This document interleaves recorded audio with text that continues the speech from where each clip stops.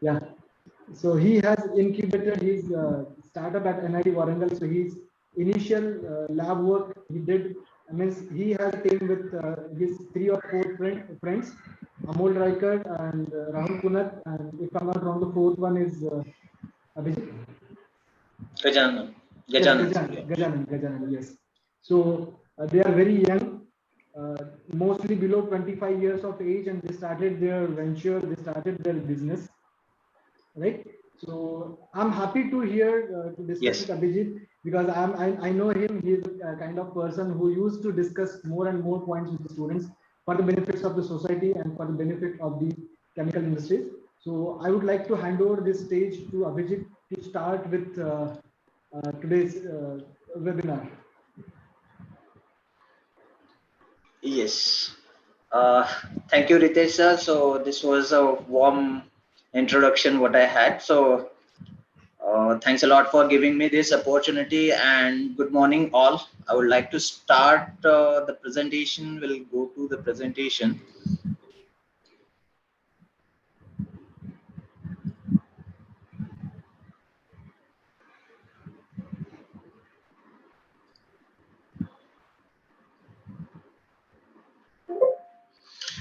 Okay, so I hope you are able to get the screen. Yeah. Is it, sir? Yeah. Yes, yes. So good morning all. Myself Abhijit Kulkarni. And my startup is Florex. So basically what we are doing is we are providing intensified solutions for chemical industries to improve on their production routes to make them smaller, safer, faster, and cost effective.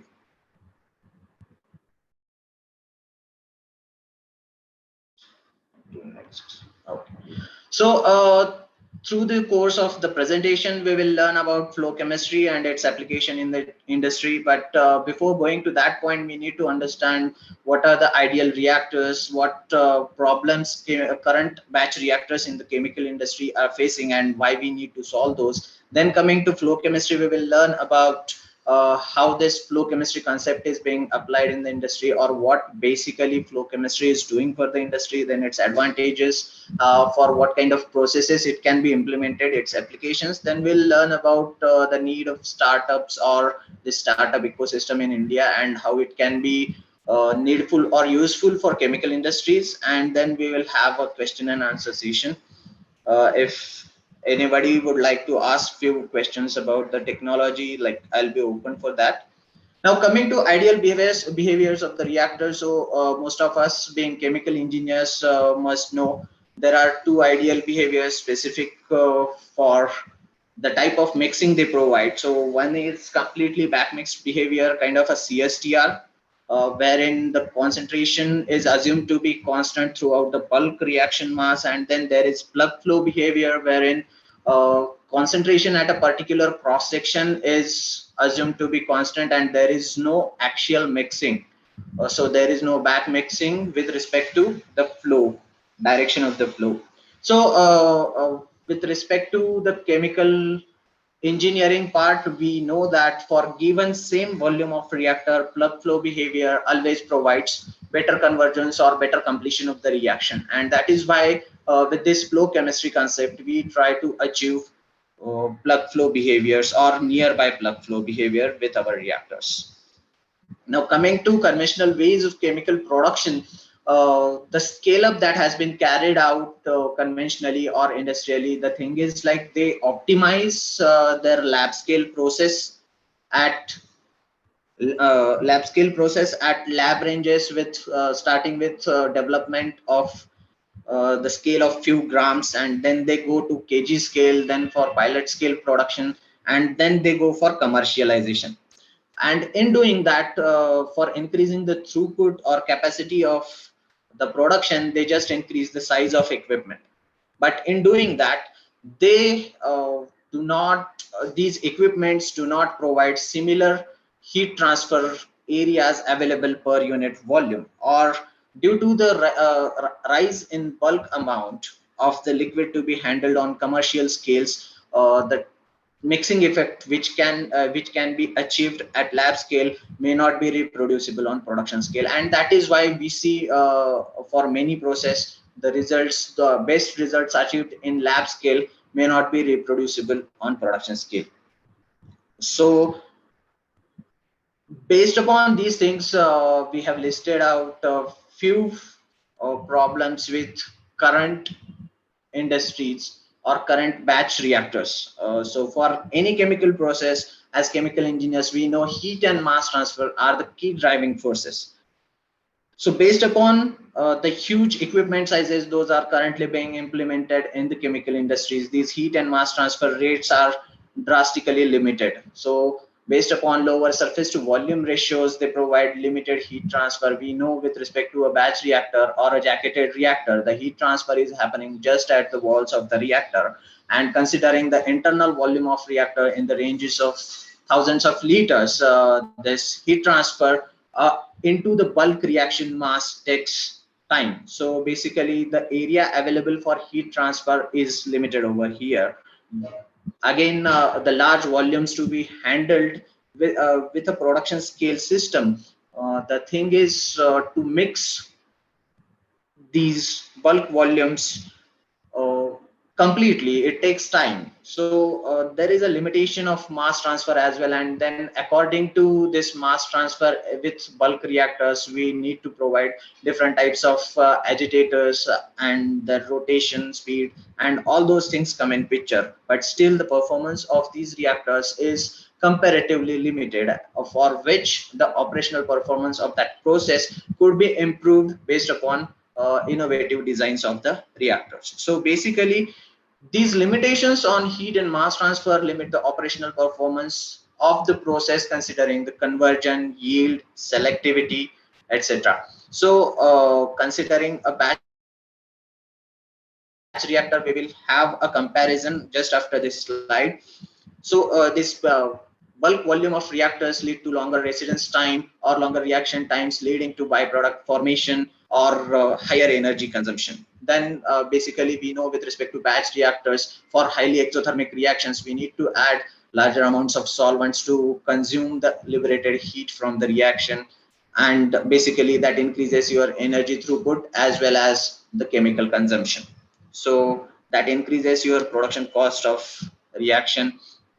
Coming to the size of equipment or the amount of chemicals to be handled at a point of time, the commercial reactors on production scale in chemical industries are in the range of thousands of liters, at least like 1k liters or 10k liters in the range. So when you are handling very hazardous or toxic chemicals, doing that reaction for hours and hours, you are handling such toxic or hazardous material at a point of time in such large bulk volumes, which in case if something goes wrong may lead to a very big hazard.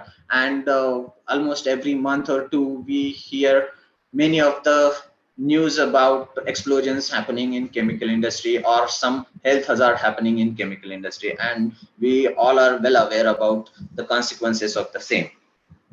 Then coming to the hotspot generation or byproduct formation or runaway reaction. So when we are doing a process in batch, whatever product that has been formed at a point of contact or at the scale of time when we consider at t equal to 0, whatever product that has formed stays in the same bulk reaction mass in touch with, in contact with the fresh feed, which also leads to or rise of byproduct formation as the batch proceeds. So basically availability of fresh feed uh, along with the formed product leads to byproduct formation or leads to runaway reaction, which may again lead to a hazard. So these kind of limitations of current batch reactors are continuously operated in the industry. Again, when there are bulk operating volumes, we need to consider the operating parameter control. In case of runaway reaction, if we are not able to take out that heat properly with respect to the utility what we are providing, in that case, again, that could lead to a hazard. Higher the amount of chemicals or solvents we use for these bulk reactors, more is the effluent generated, and then there is environmental impact of that. And again, the way I explained before, there are difficulties in scale up and research. So considering these limitations, this flow chemistry is being applied for uh, solving these problems industrially.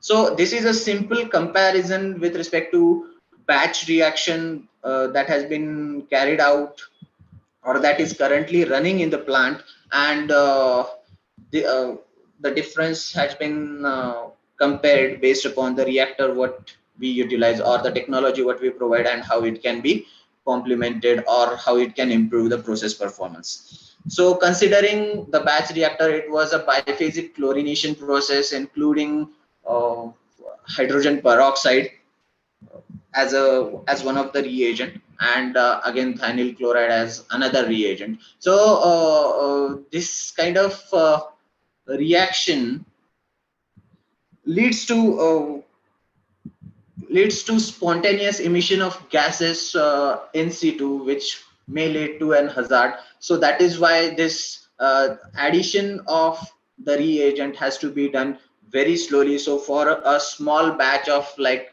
100-gram batch, the addition time was in the range of 120 minutes, 2 hours approximately.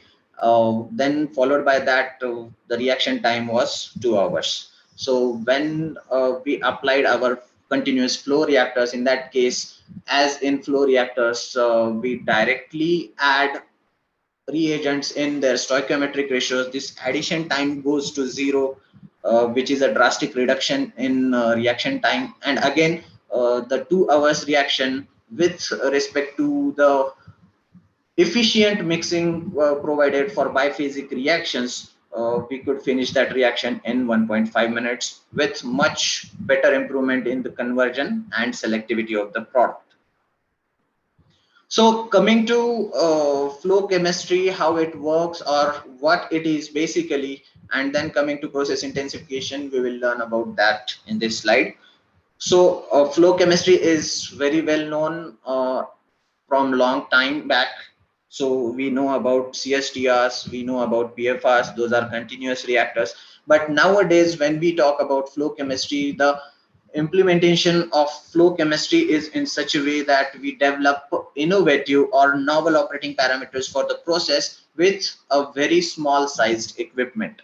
So flow chemistry can be considered as a part of process intensification, where in process intensification, we try to utilize everything less and produce more with that lesser amount of whether it could be the size of equipment or the cost for production or the chemicals required or the solvents required, time taken for the reaction, energy consumed during the reaction. So we try to reduce all these things without compromising the throughputs or the production rates of that specific equipment, and that is how the process intensification is achieved. Now coming back to flow chemistry, it's a simple concept, putting in 2 or more reagents into the reactor volume and collecting a single product at the outlet at any point of time. That is about flow chemistry.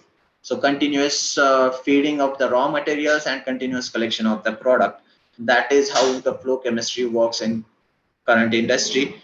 Now coming to the advantages of this flow chemistry, the flow reactors at nowadays are being implemented with micro channels or mini channels, which come with so many advantages. So utilization of micro channel technology is part of process intensification applied for continuous flow reactor technology. So coming to these micro channel or micro flow reactors, what we provide, they can be implemented for current industrial processes to develop novel and integrated operating parameters for efficient process performance. So basically, with respect to application of these microchannel reactors or microchannel flow reactors, the mass and heat transfer rates of particular process can be improved drastically, improving the process performance.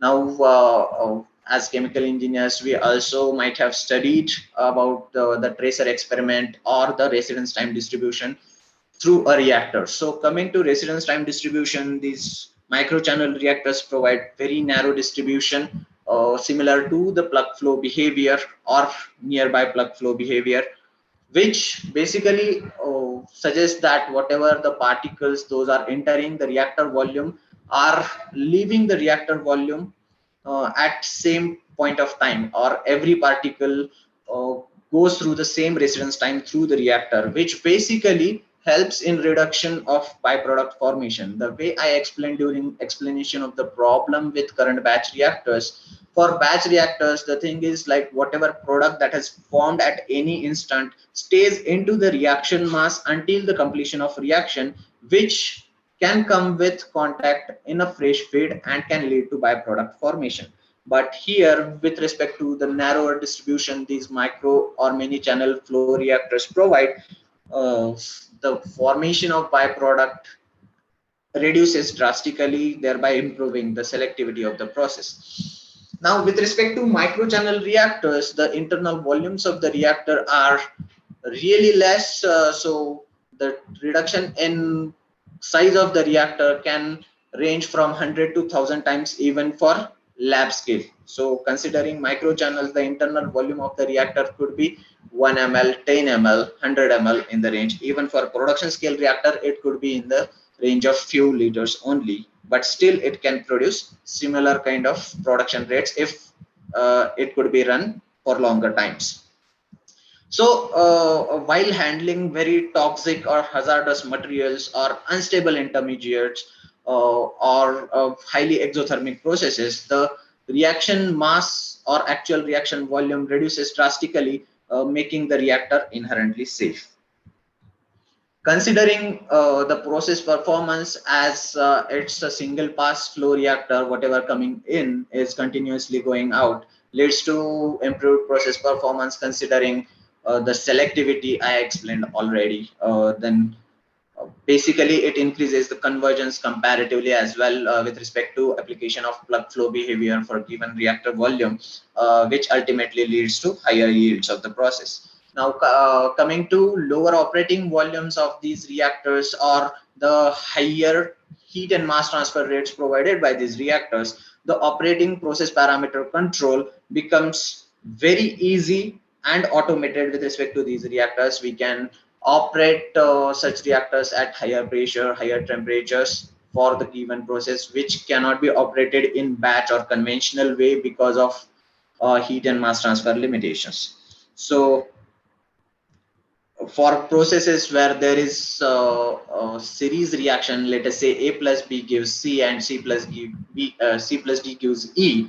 So C is your desired product, and if it comes in contact with fresh feed, again C plus A gives E. For such kind of reactions, your time of C available in the reactor is very critical to reduce byproduct formation, and such kind of operating conditions can be easily achieved with these continuous flow reactors to reduce waste generation or byproduct formation.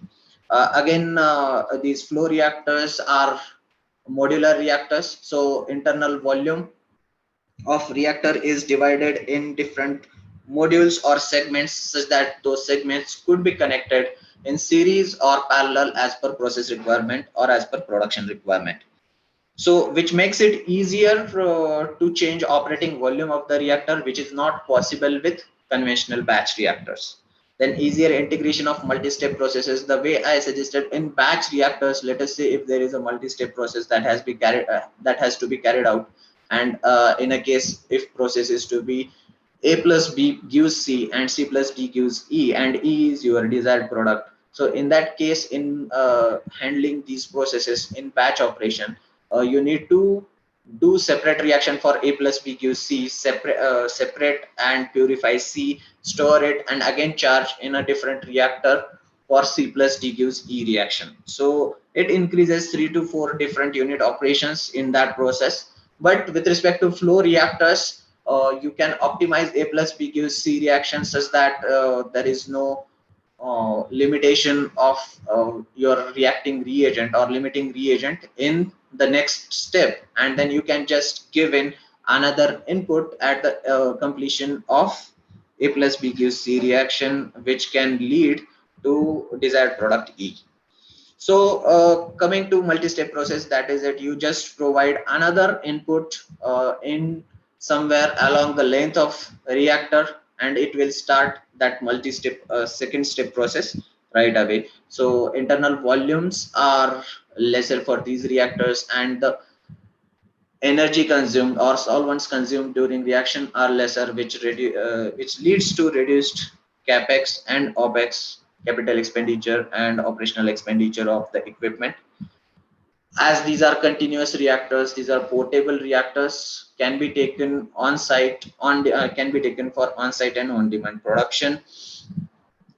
Again, with respect to the material of construction of the reactor, the maintenance of reactor is considerably low.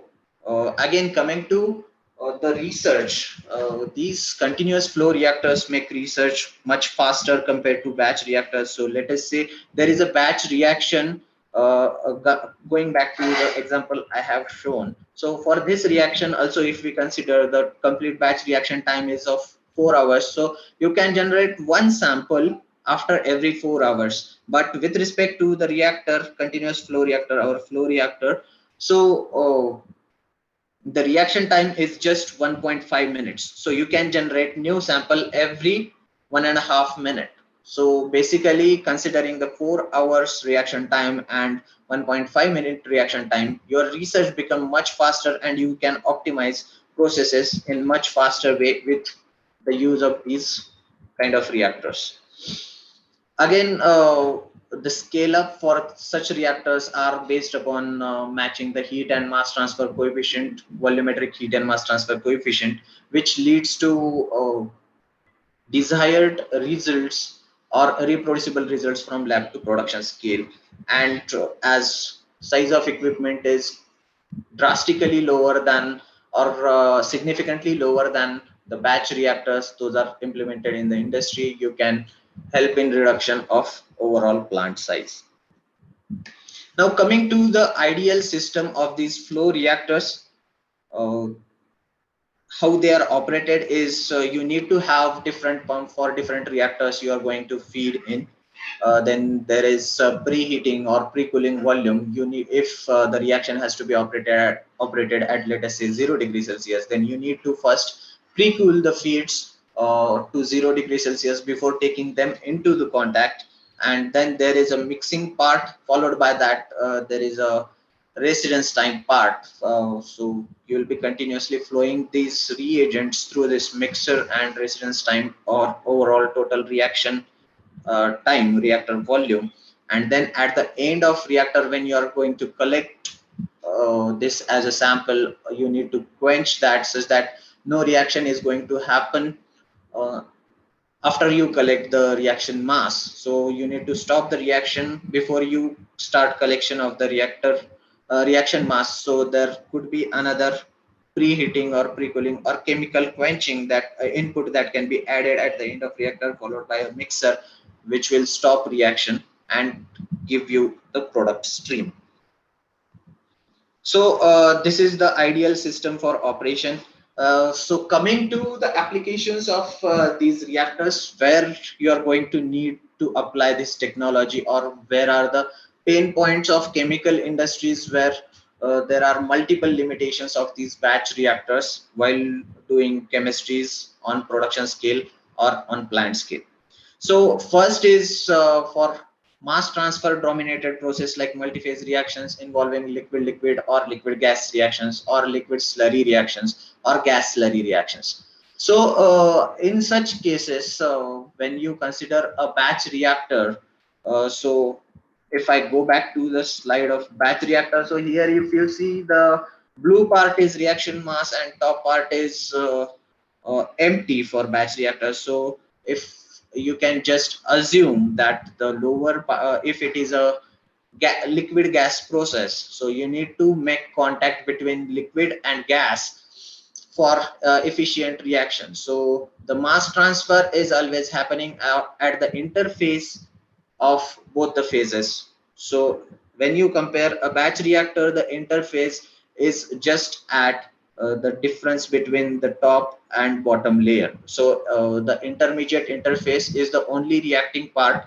in the complete reactor volume. So considering the mass transfer area available for given bulk reactor or given complete volume of the reactor is comparatively much lesser, which reduces the mass transfer rates. With respect to these flow reactors, this mass transfer area improves drastically with the channel dimensions in the range of few millimeters or micrometers in the range. The mixing improves drastically, significantly, such that your mass transfer between the different phases increases.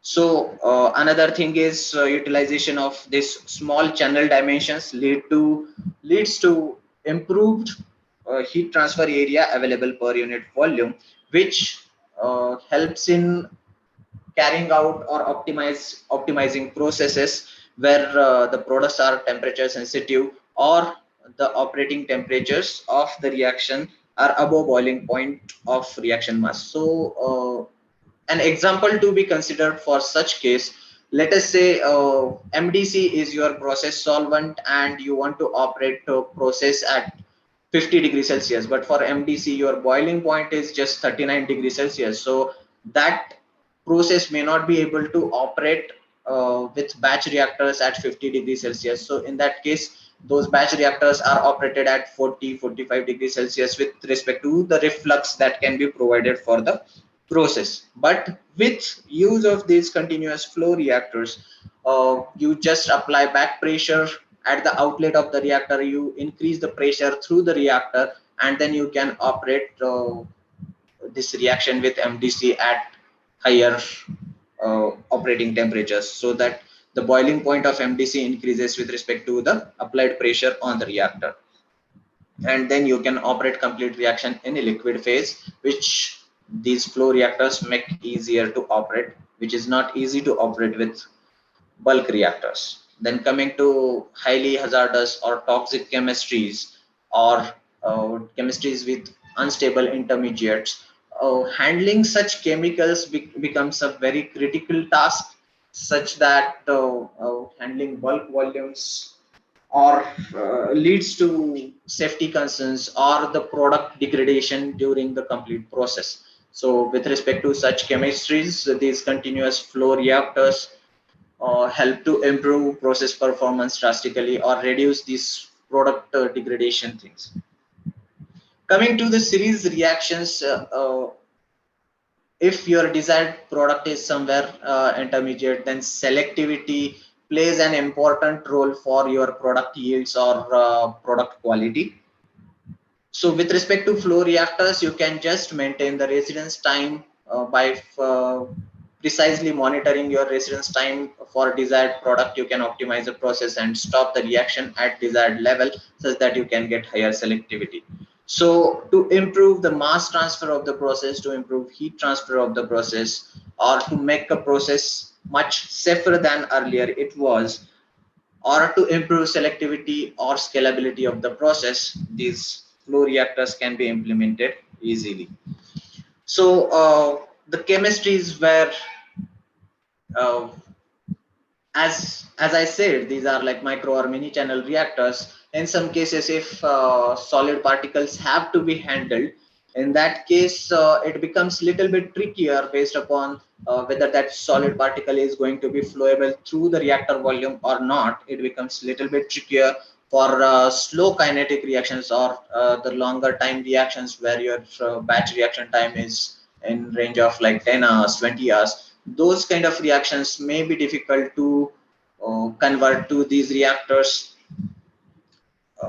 but where the reactions are highly exothermic or need very lesser time for reaction, and where there is no solid handling, for such cases this reactor technology can be efficiently and easily applied to improve the process performance. For we need to understand, basically we need to understand where this technology could be implementable or could not be when you are going to join industries. So in that case, you should be aware about this kind of technology. At particularly this time, most of the giant chemical industries, whether pharmaceutical industries or fine specialty chemical industries, have already implemented this technology at lab scale. They are doing research with respect to these reactors only, and the conventional approaches for lab synthesis will reduce down over the period of time with respect to utilization of such innovative technologies coming in coming future.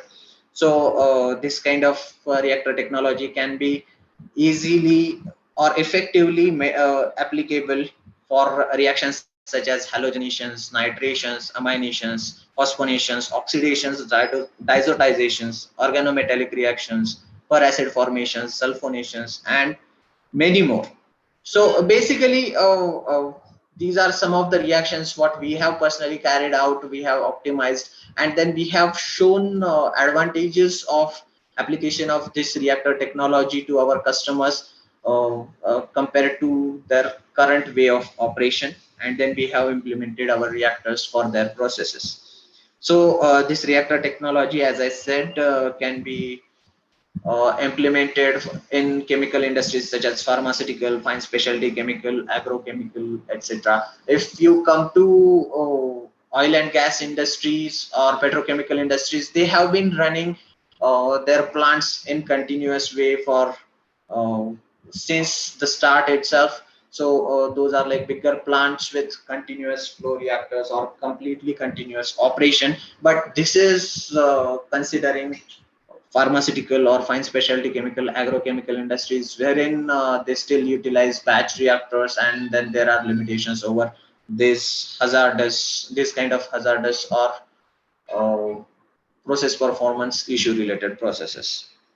So these are the applications of this flow reactor technology. Then we need to understand where there are limitations, where this reactor these kind of reactors cannot be implemented. So coming to flow reactors, whatever your reaction you are going to carry out, you should be able to pump those reactants through the reactor to collect the product. So basically a dosing solution or a dosing feed pump is a critical part of the system. Then there are operating constraints wherein you should not cross pressure and temperature operating conditions of the process, and for particular process there has to be proper startup and shutdown procedure implemented while handling these kind of reactors.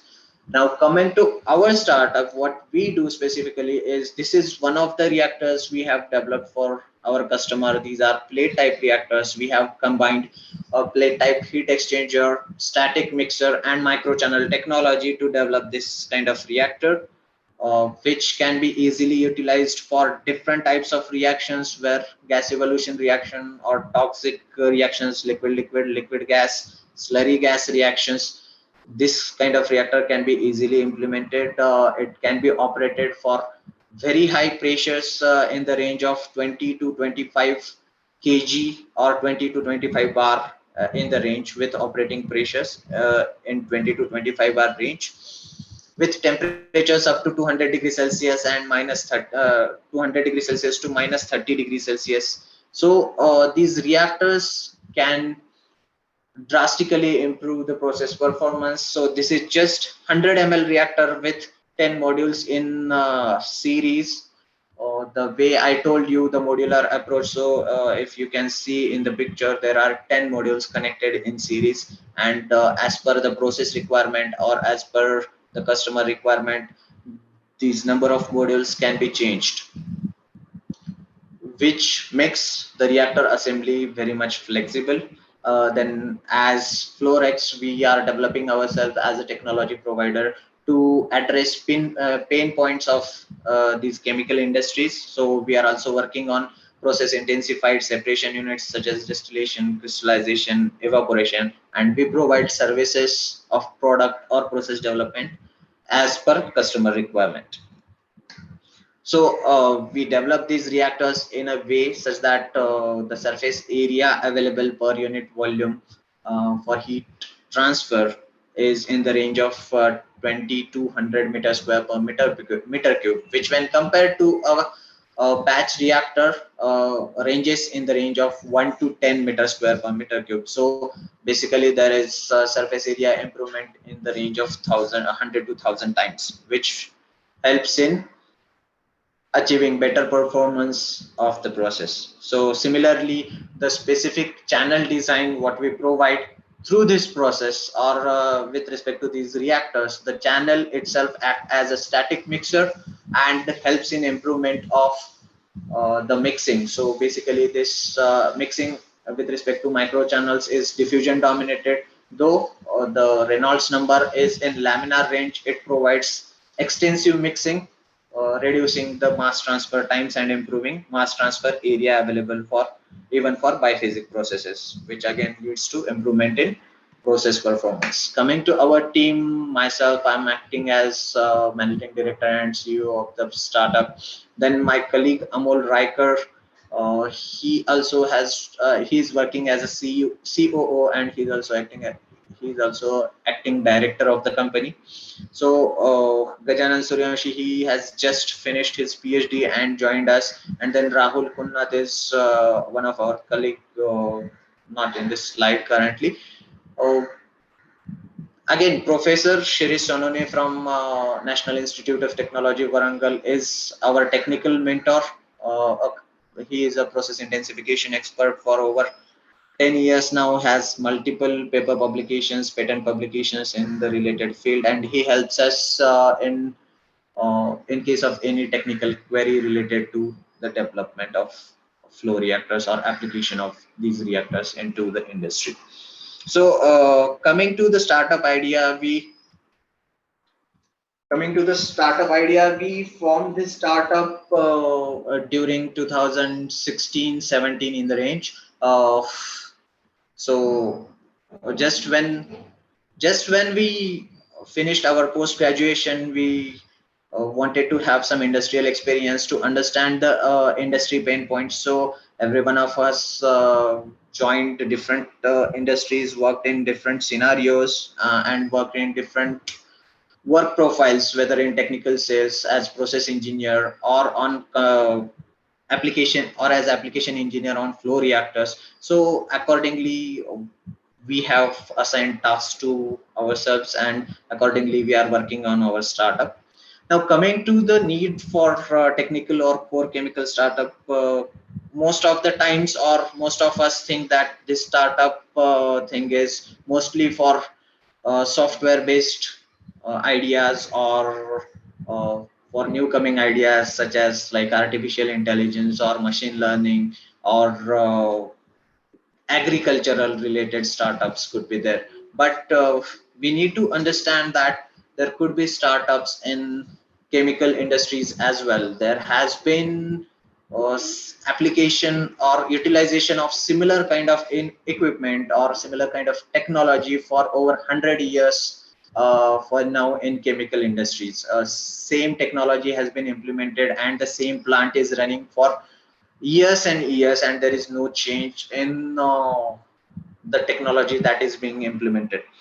But with respect to the rise in startups in developing this kind of technology, chemical industries are accepting new technologies, and basically considering industrial chemical industry sector, there are lots of MSMEs, those are available, uh, and these kind of technologies being developed from overseas companies. These Indian MSMEs cannot afford such technologies. So if there are Indian startups in this kind of field, uh, which can provide cheaper solutions to these MSMEs and help in improvement of their processes, there is wide market available. The way initially sir said that Gujarat is a big region for chemical industries or MSME sectors related to chemical industries, uh, that can be a big market available. So it could be a suggestion from my side for all you students, that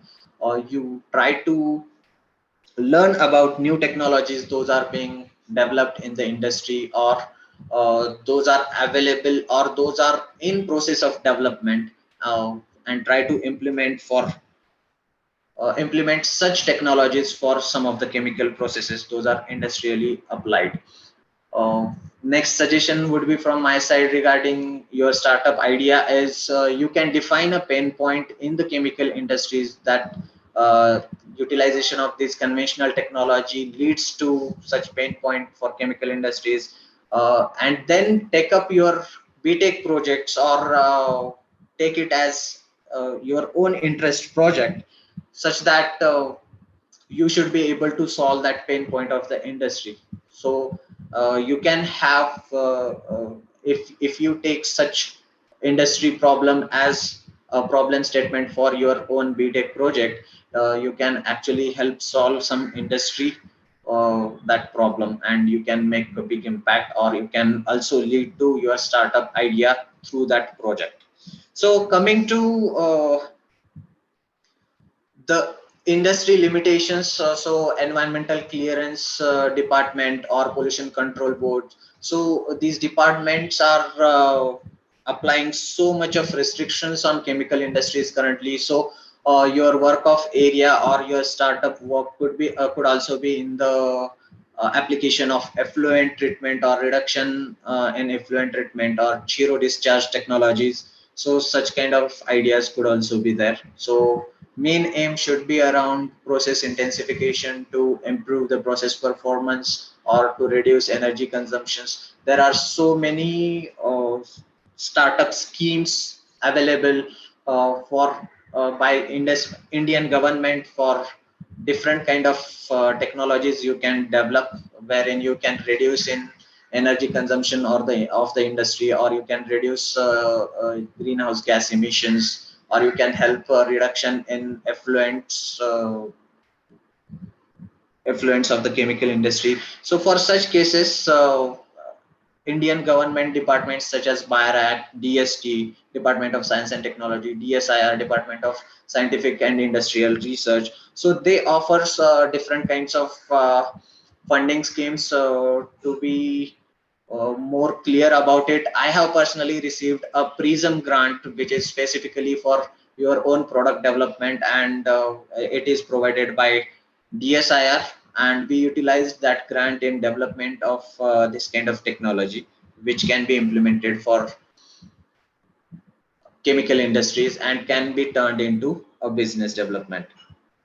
So nowadays, with respect to rise in this startup ecosystem, there are multiple mentors available. If you make a visit to Startup Hub website run by Indian government, or run by Invest India department, so you will be in a better place to understand this ecosystem, the mentors available, the institutes available.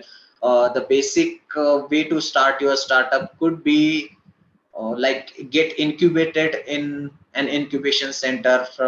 Probably your own institute can also have a startup sale running. They can mentor you regarding development of your own idea into a business.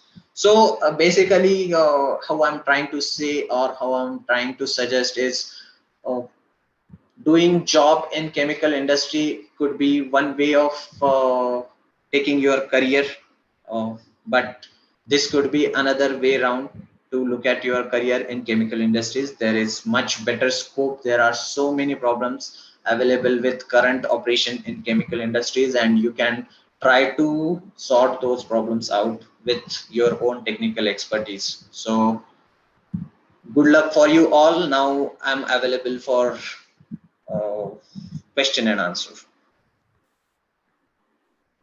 Abhijit, what I think, today with us we have Amol is also there today. So Amol, Okay. so if he can share something about teamwork, so how the students are the how he can highlight it about teamwork, so that will be the good for all of us. Amol, am I audible to you? Sure.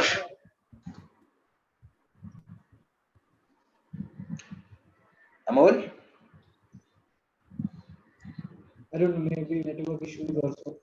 Because without Yeah, brother. without prior intimation, we Hello? are asking him to discuss. Yeah, Amol, if you don't Yeah. mind, if you don't mind, I just ask you to unmute and share your views about your team. Yeah. Actually, it was not audible. Yeah, is it audible now? Yes, Amol, you are. Yeah. Hello, everyone. This is Amol here from Florex. So already Abhijit has gone through elaborated all this topic very nicely, and I just like to say that all the students who are really interested to start his own startup, then we are always open to guide you. So whenever you want to do something, you have some technology in your mind, but you don't know which way you have to go. Then we will be always there to support you. So you can anytime contact us. And already Abhijit had explained that how flow chemistry works and how it's very good for industry. So I would like to add one more point in it. So when flow chemistry is implemented, it's basically a upstream process. So in any process, after the upstream, you do a downstreaming process. So like separation and all. So many times, or depending on the process, when we are doing this reaction part, and suppose if you want some purity of product is like 95%, so then we don't need to go for the downstreaming process. So at the upstream only your product will be get cured and you don't need to do for the downstreaming. So that is also one more benefit for this technology. Hello. Yeah, you are audible. Please continue. Hello. Yeah, Amol, please continue. Yeah. Yeah, is it audible? Yeah. Yes. It is. Yeah. And Ritesh, Dr. Ritesh, I am really thankful for you arranging this webinar from us. So we really thank you for this. Okay, thank you, Amol. So the house is open for the discussion. Abhijit, if you can go with your videos, we will take some questions. Sure. Yeah. So I have received few questions here. Okay. The first one, is it visible to you? Yes. In the chat box, you're saying, sir? Yeah. It is visible to me only. Okay, I will read it. I will read it. So one question is from our international student Tefera. He appreciated your effort, Abhijit. He said it's nice presentation. I like very much. So Yeah. how we explore the problems there in industry and how to do projects while learning. How to do projects while learning. Okay. So one thing is like while learning, uh, it is going to be difficult to work on a project as such. So if you have some industry contact or industry connect wherein they're actually you can reach out to a technical person in the industry and understand from them what is actual problem they are facing, and if you can try to apply your knowledge or our engineering knowledge for that problem, then you can work on that process. Other way around, if your institutes provide internships, so in that case you can actually have an internship on site, and then you can try to solve that problem. So this is how you can work for industrial problems. Yes, apart from this, I would like to add few more points, Abhijit, here. Here we have Yeah. SSID for startup and innovation. We Okay. listen for the information of the students, those who are not aware about it, because the student who asked the question, he is in 4th semester now, and he is very enthusiastic. Okay. Yeah. So we Great. have this Marwadi University Innovation and Incubation Center, I2R, okay, where even I received a grant of rupees 2.5 lakhs for one of my startup, which I'm working with my PhD scholar, and she is assistant professor here as well. So students, you may get this grant of 2.5 lakhs. Even like Mr. Abhijit and his team has received grant for product design from DSIR. So this is the way how we can go and move forward. Initially, you have to write the proposal, you have to get the comments from the reviewer or the mentor, and then we can deal with it.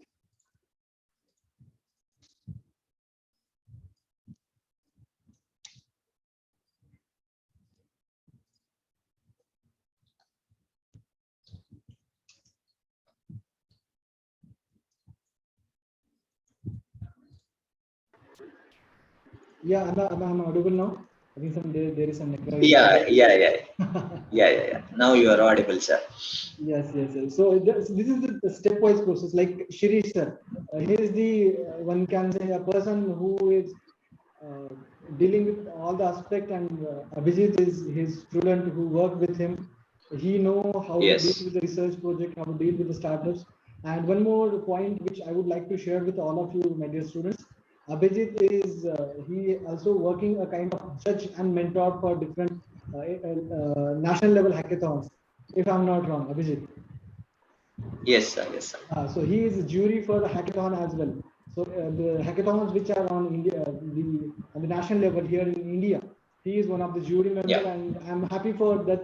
That one of my friend, he is working as expert in the national level, right? So I hope Thanks Tristan, a lot, sir. you received the answer for your question, Tristan. Sorry, Tefera. Do you want to, if you want to add something, you can write it.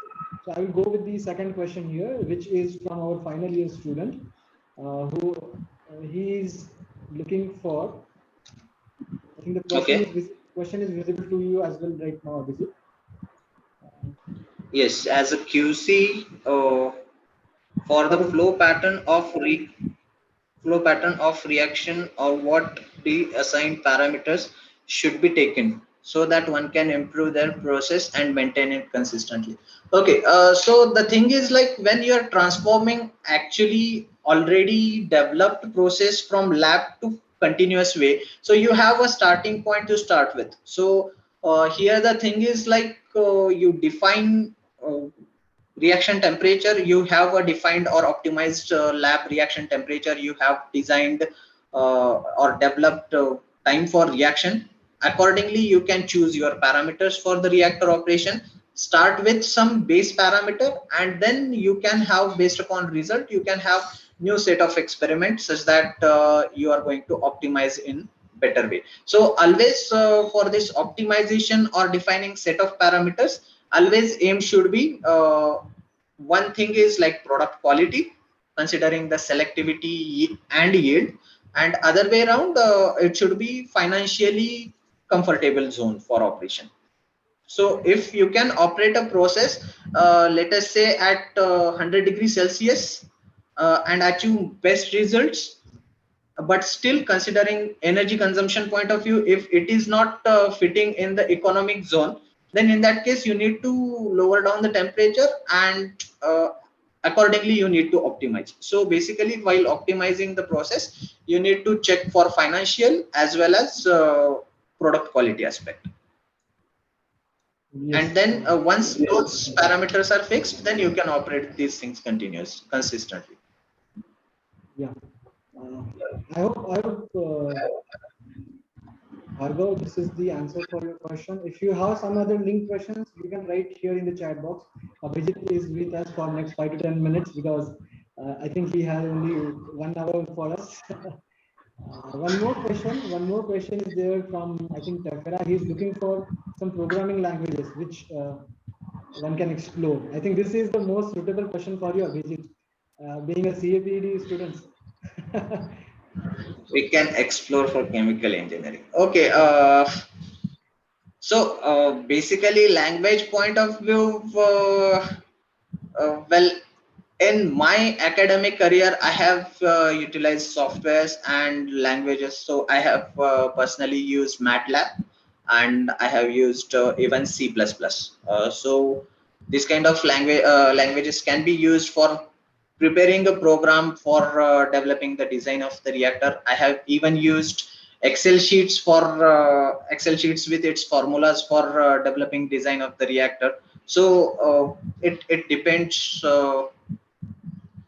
It depends on what kind of problem you are going to solve and whether that is programmable with the language you are going to use. So softwares like ANSYS can be used for flow optimization or fluid flow behavior understanding, or to understand heat and mass transfer concepts. Then you can apply Aspen for developing complete process sheets or understanding a particular equipment performance. So basically, it depends on what problem statement you define for your project. Great. That may help to the students. And apart from that, I would just like to add few more points which Abhijit had discussed, like Sure. capex and opex, the capital Yes. cost and the operating cost. So this is Cost. what we are going to deal with in the industry, in every industry.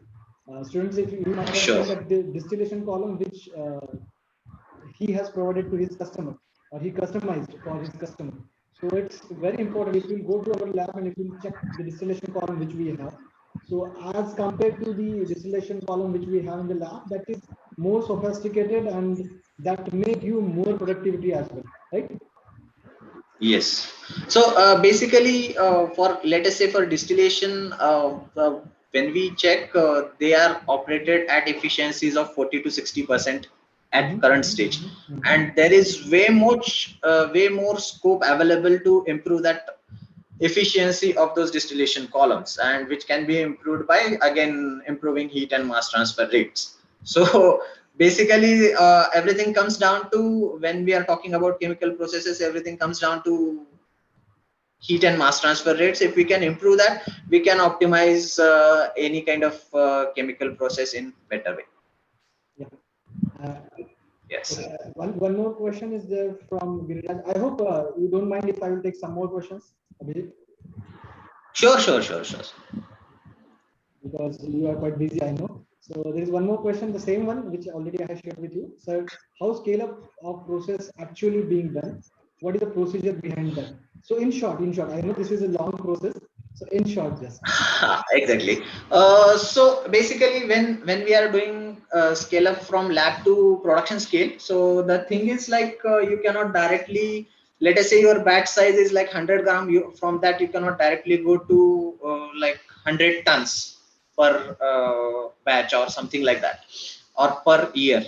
So basically, while doing that, you need to understand different parameters of the process, heat of reaction of the process, heat transfer required for production scale. So such kind of things are very necessary. Industrially, how you do scale up is you optimize your process at lab scale.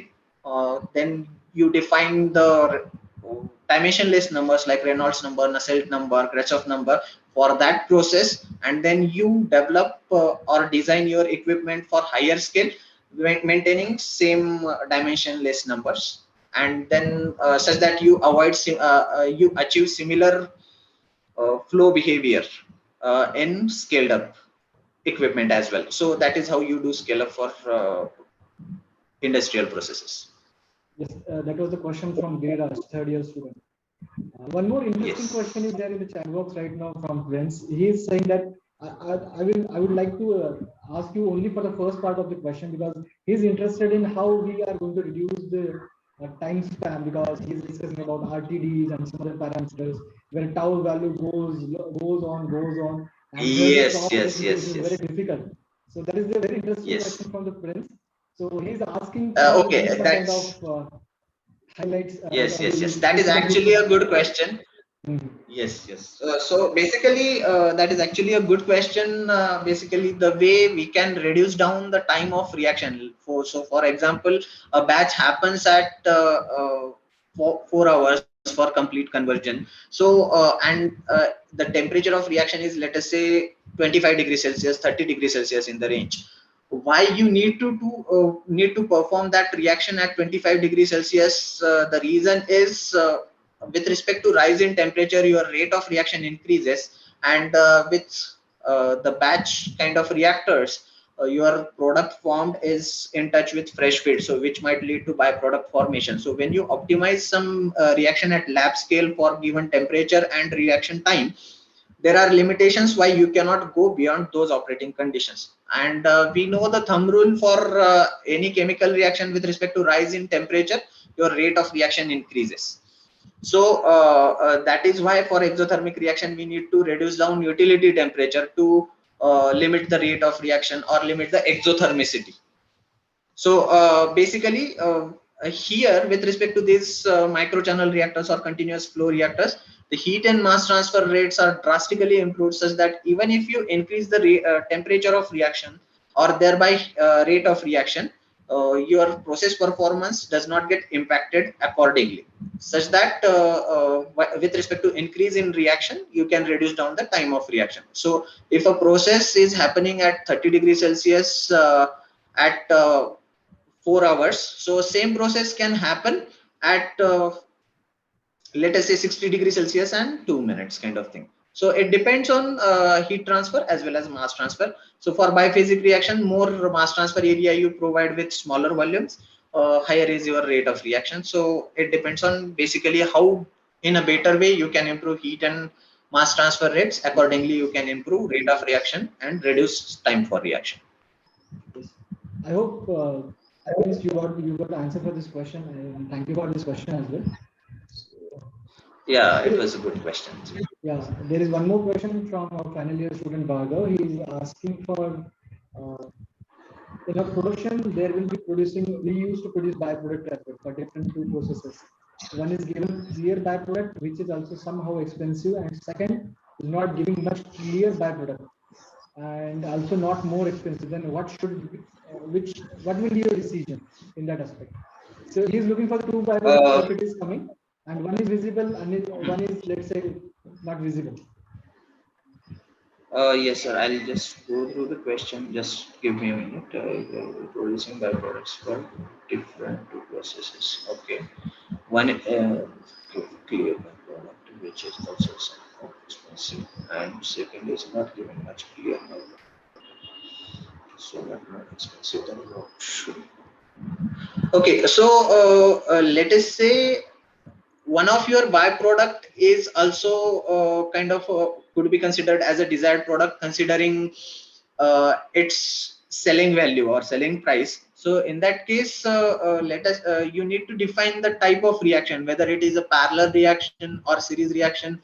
Other way around, which product you want to avoid, and if you can limit rate for that reaction specifically by maintaining different types of operating conditions. So in that case, again it comes to the financial feasibility study. So I would suggest based upon high product cost for the byproduct which has higher which is expensive. So I am assuming here that byproduct is formed in the process, and the cost for selling that byproduct is it is expensive. So in that case, that could be a desirable one, if I have understood the question correctly. That could be the answer. And it depends upon the situation, because this answer may vary from situation to situation. Exactly. You try to justify it. Thank you. Yeah. There is one more student, actually Prince, he just wants to ask one more question. So if you don't mind, I'm going to unmute him so he will ask the question. Will it be okay? Sure. Yes, Prince, please go ahead.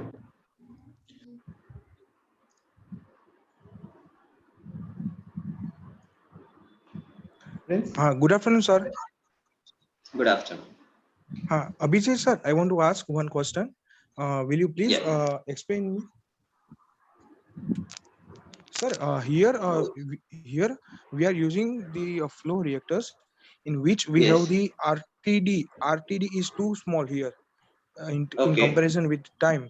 So here we use the entry RTD data or the exit RTD data, because if we have the higher RTD data, for example 7 hours, 8 hours, or 1 day, 2 day, then we use the exit edge distribution data, and for the pulse input we use the entry RTD data. So will you please enlighten? Sure. So here, basically, your internal volume of reactor is going to be very low. Another thing, the way you define flow rates or residence time for a plug flow reactor, similar is the application of that formula for these reactors also. So for a volumetric flow rate upon the time volume of reactor divided by time it takes to come out. So that is how the flow rate can be defined, or the residence time can be defined as volume of reactor divided by volumetric flow rate you are providing for the pumps. So in that case, here when you are defining RTD, you can do the tracer experiment, give some pulsed input to the reactor.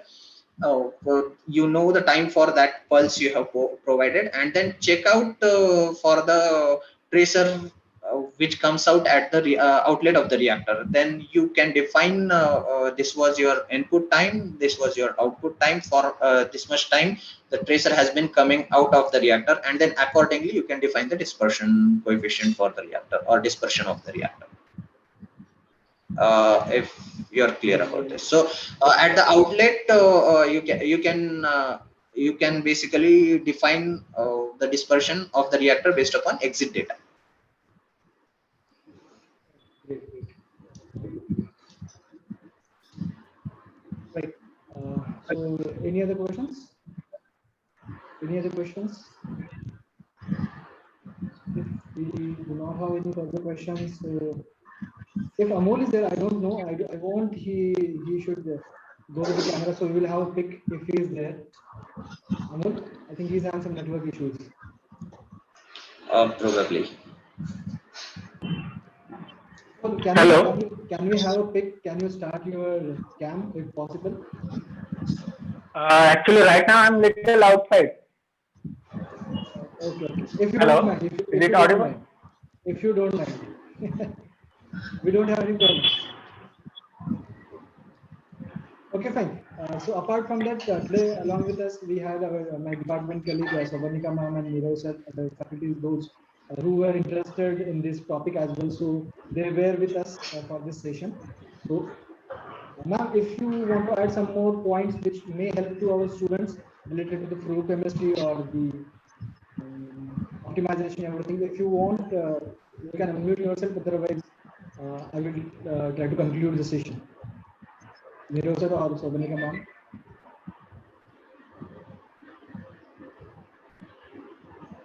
Okay, great. So I think that's it for today's session, and it's very Yes. Yeah. I would just like to add one or two points. So for the students, we started thinking about this business idea during our MTech course itself. As a team, the same team we continued after MTech, and this idea has evolved over the course. And followed by that, based upon our own interest, we chose our industrial experience, and accordingly we have defined our work scope for our startup. So if you are looking at kind of business opportunity in actual chemical industry, there is a great scope available at this point of time. New technologies are coming into picture, and there is way much scope to develop such technologies. So take your own interest, and in any case or in at any point of time, if you need any help, you can always reach out to me. My email ID, I guess it is shared with sir if somebody has not taken from the presentation, so you can always reach out to me. And thanks a lot, sir, for giving us this opportunity. It has been I mean enlightening session for me as well. Telling people, telling students to work on new things is always making yourself also to learn. So it was great session. Thanks a lot. Yeah, for the information of student, actually we had this was our group, that Marathi group at NIT Warangal, the Maharashtrian students, and this is the group of the students of MTech Chemical Engineering or let's say for mechanical or computer science. They always used to do some kind of innovations, and they, no doubt they used to enjoy their life, student life, but they work very hard during their MTech course. Even some of them enrolled there for BTech course who used to involved with the Abhijit, his team, and some from the mechanical or some from the computer. So the one question which is raised by the Aryan, one of our second year student, how to start the let's say how to go with the startup. So this is the procedure actually which elaborated by the Abhijit in the last question. So I hope Aryan you got the answer for this question. So if you need some other help, please let me know.